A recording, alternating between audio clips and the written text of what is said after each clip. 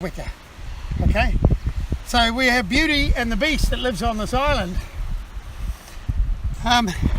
When these guys were put on here in 2004, there used to be lots of these bugs on the island, and we were quite concerned because their numbers started dropping. And people ask, why do you want to protect this ugly bug? This ugly bug here is really, really important for, we don't know, for mankind even. This wicker used to eat these things. This is the last remaining place because this never has had any mice on here. This insect lived on here. Up in the mountains there, right up where the snow is, they're living above where the stoats, rats, weasels, mice and everything could get at them. Down below they're extinct. This, because it's never had any, has the original population. This is the largest insect in the world that can survive sub-zero down to minus 10 degrees C without any ice forming in their cells. Have we got anyone medical here? Right, this thing here is cryogenic. Do you know that Walt Disney is frozen? John Wayne is frozen? Avatar. The scientists are studying these really deeply. There is some enzyme that takes the water out of the cell when they get to zero, and the animal can be frozen for 6 months, 6 years, 60 years, 6,000 years, thaw out and walk away. And it does it overnight or over a period of time. If we can find out what this is, forget about going to Mars, we may be able to do the Avatar thing and go on to the next generations. It's quite an interesting insect, scientifically really important. So we went, right, how can we protect them? And my partner's a physio, she was treating the woodwork teacher at the college, and he went, what a great design build project for the kids. So they built motel units. These are nicely appointed little apartments here. And those funny little logs that you saw with a latch on are these. And we brought the kids out, and so they put these in position. We had 4 of these, and we built these very flash, minimalistic motel apartments, 40 of these, and put them out, expecting in a month something to move in. These guys here, this is life size. This is Weta. The translation in Maori is the god of ugly things. That is pretty appropriate, isn't it? Okay. Kiwis hate these things too, but this particular one was really important. There's about 160 species here. This was the equivalent of the rats and mice in New Zealand's forest. They eat meat, and they also eat honey out of the manuka and things like that as well. So these kids built 40 of these motels. I'm going to see if I can find you one today, one of these.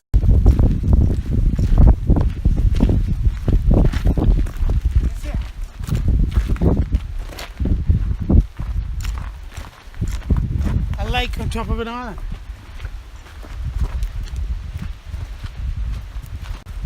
Hey, take a picture of that. This has been here 15,000 years minimum.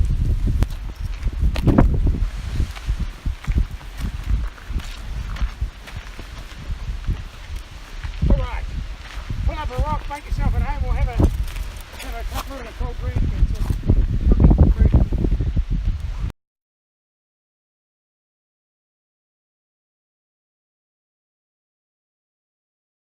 He's been getting some sun, this old boy then. He's the oldest living wicker officially in the South Island. He's had 24 kids. So in 1994 he was put on the island. He's been swimming, you see he's all wet underneath. They can't swim but they can't fly. The band on his leg, he has outlived any of the other birds by 6 years.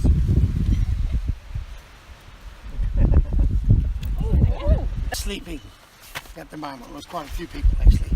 This is also a really nice place for the geckos to hide from Wally. Okay, so where you guys are, you've got these geckos that run around all over the roof. They've got these big pads running around the ceiling. These are tree climbing geckos and nocturnal.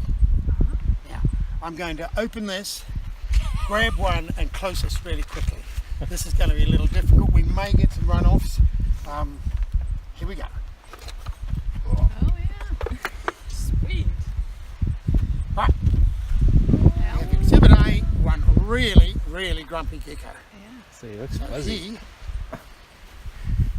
He is a smooth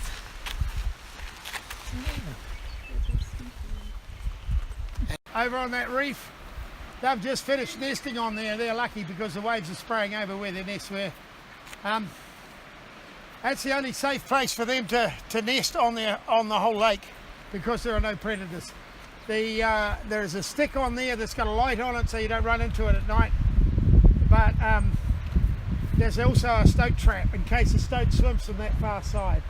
Give you a bit of scale, the mountain up there is 5,500 feet high. The road zigzagging its way up. That's over 3,000 feet above us there. And that was the level of the glacier. Where that yellow bit of roundedness is, that was the level of the glacier during the peak of the Ice Age. And it hit this island and pushed its way over. You can see the grooves going through. The reason why the ice went down and went through Stevenson's Arm, it's only 400 metres through over in that low point over there to Lake Wanaka, it goes right the way around, is this reef was connected loosely to the island. Between that reef and the shore here, it's 110 metres deep from that rock to the shore here.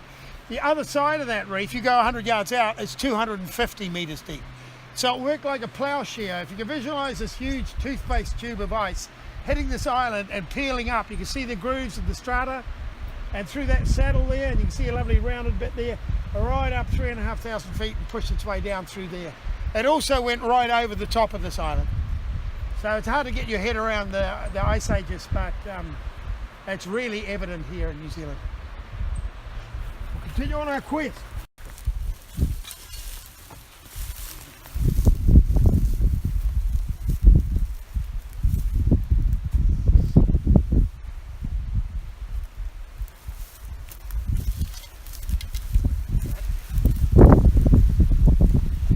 Tane is the Maori lord of the forest, and we are pleasing Tane today because the wekas and the geckos and everything we've met are the children of Tane.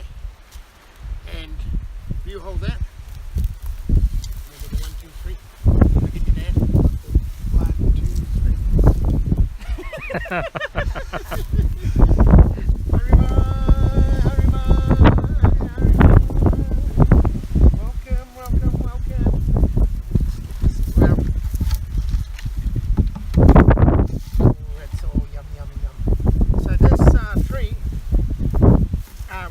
It has berries probably in less than 5 years that feeds the birds, and so the fact that we pulled a rock out of there is a really good thing because we put that on top to stop Mr. Weka Wilson when he moves out here taking over this place. So that's there, and now we've got our little water bottle which I put down. Here it is. You can wash your hands, yeah? Basic. Okay. And then mine. Oh. I'll just pilot thing. And you can put some water on the tree. And you guys share the love. Everyone's going to put a bit of water on this tree, okay? Alright. So this is our tree. And for you guys come from the northern hemisphere, you are planting a tree upside down in Tangaroa's domain. Very important. So Tane is Lord of the Forest.